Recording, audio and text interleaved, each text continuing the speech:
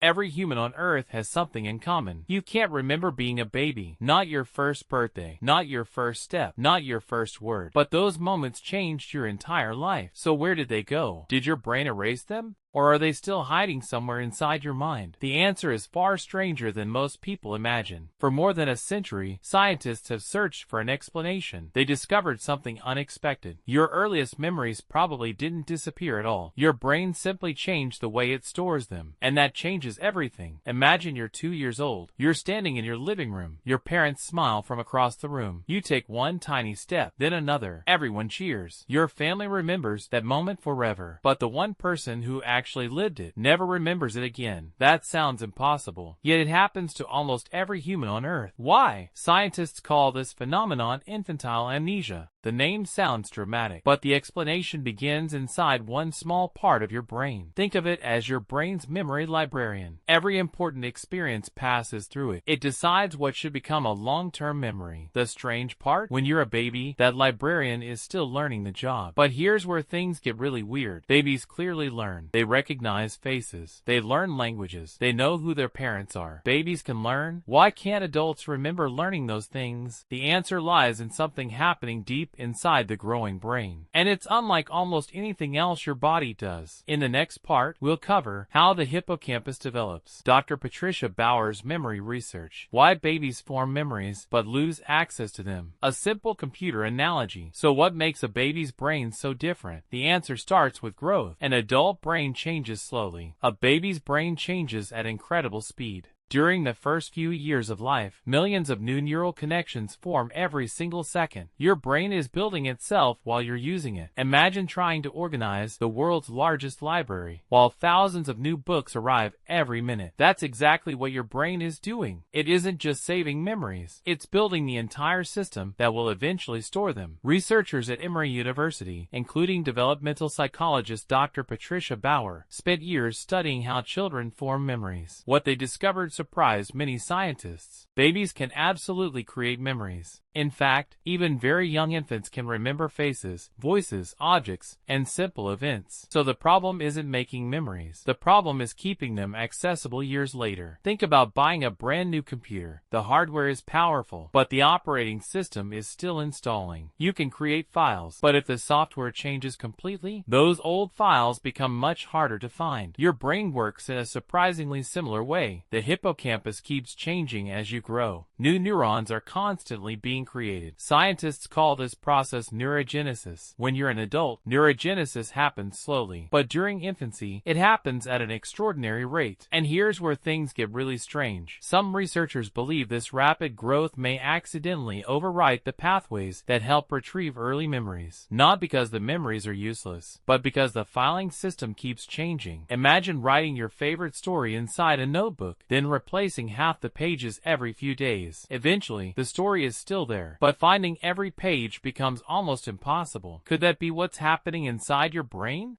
Scientists aren't completely sure, but fascinating experiments suggest they may be getting closer. In 2014, researchers studying mice noticed something remarkable. Young mice forgot experiences much faster than adult mice. They slowed down neurogenesis. Suddenly, the mice remembered those experiences much longer. That doesn't automatically prove the same thing happens in humans, but it opened an entirely new way of thinking about memory. Maybe forgetting isn't a mistake. Maybe it's part of growing up. But that raises an even bigger question. If your earliest memories are locked away, could they ever be unlocked again? Some scientists believe the answer may surprise you, because your brain might still be carrying pieces of your first years, even if you can never consciously remember them. Why smells can trigger forgotten memories, false childhood memories, and Elizabeth Loftus's research. Can hypnosis recover baby memories? The emotional twist. But here's another mystery. If those memories are gone, why can certain smells instantly transport you back in time? You smell fresh cookies, and suddenly, you remember your grandmother's kitchen. You hear an old song, and forgotten moments begin to return. So why why doesn't the same thing happen with baby memories? The answer might be that your earliest memories were never stored like adult memories. As babies, we experience the world before language, before we can explain what we see, before we can tell ourselves stories. That's important, because adult memories aren't just pictures. They're stories. Stories with words. Stories with meaning. Stories your brain can replay. When you were a baby, you didn't have those words yet. You felt the experience, but you couldn't build the story. Imagine watching an amazing movie. The movie still exists, but following the story becomes almost impossible. Your earliest memories may work the same way, but here's where things become even stranger. What if some of your childhood memories never actually happened? Psychologist Dr. Elizabeth Loftus spent decades studying human memory. Her research revealed something astonishing. Memory isn't a perfect recording. It's more like a reconstruction. Every time you remember something, your brain rebuilds it, and sometimes it gets the details wrong. In one famous experiment, people were convinced they remembered events that never actually happened. Some even described fake childhood experiences with incredible confidence. Their memories felt completely real, but they were completely false. That means one shocking possibility. Your earliest memory might not be a memory at all. Maybe you've seen family photographs. Maybe you've heard the same story hundreds of times. Maybe your brain quietly turned someone else's story into your own memory. Scientists still debate the answer, because memory was never designed to replay the past perfectly. It evolved to help you survive the future. Remembering every tiny detail would slow your brain down. Instead, your brain keeps what matters most and lets everything else fade away. But one question still remains. If early memories are hidden, can anyone bring them back? Some people believe hypnosis can unlock forgotten childhood memories. The evidence says otherwise. Most neuroscientists agree there's no reliable way to recover genuine infant memories through hypnosis. In fact, suggestive techniques can accidentally create false memories instead, which means searching too hard for your first memory could actually invent one. And that's both fascinating and a little terrifying. So maybe you've been asking the wrong question. Maybe the real mystery isn't, why can't I remember being a baby? Maybe the real question is, why would evolution want me to forget? At first, that sounds like a terrible idea. Why erase the beginning of your own life? But evolution doesn't care about perfect memories. It cares about survival. During your first years, your brain faces an impossible challenge. It has to recognize faces, build social connections, and somehow turn millions of random experiences into a working model of the world. That's an enormous amount of information. Trying to permanently save every tiny moment could overwhelm a developing brain. Instead, nature made a different choice. Learn the skills, keep the lessons, let go of most of the details. Think about learning to walk. You don't remember every fall. You don't remember every tiny step, but your body never forgot how to walk. The memory disappeared. The ability remained. And maybe that's exactly the point. Your earliest years didn't vanish. They became part of who you are, hidden beneath every habit, every fear, every smile, and every instinct. The child you can't remember helped create the person you are today. Without those invisible years, you wouldn't recognize your parents. You wouldn't understand language. You wouldn't know how to trust. You wouldn't even know who you are. So maybe forgetting is one of the smartest things your brain has ever done, because sometimes the most important memories aren't the ones you can replay. They're the ones that quietly changed you forever. The strange part is, your life story didn't begin with your first memory. It began long before your mind learned how to remember. And perhaps that's the greatest mystery of all. Every single day, you live because of experiences you'll never recall. Your earliest moments are invisible, but their fingerprints are everywhere. The way you speak, the way you laugh, the people you love, the fears you carry, even the dreams you chase. They're all connected to a version of yourself you'll never truly meet again. So the next time someone asks, "What's your first memory?" remember this: your first memory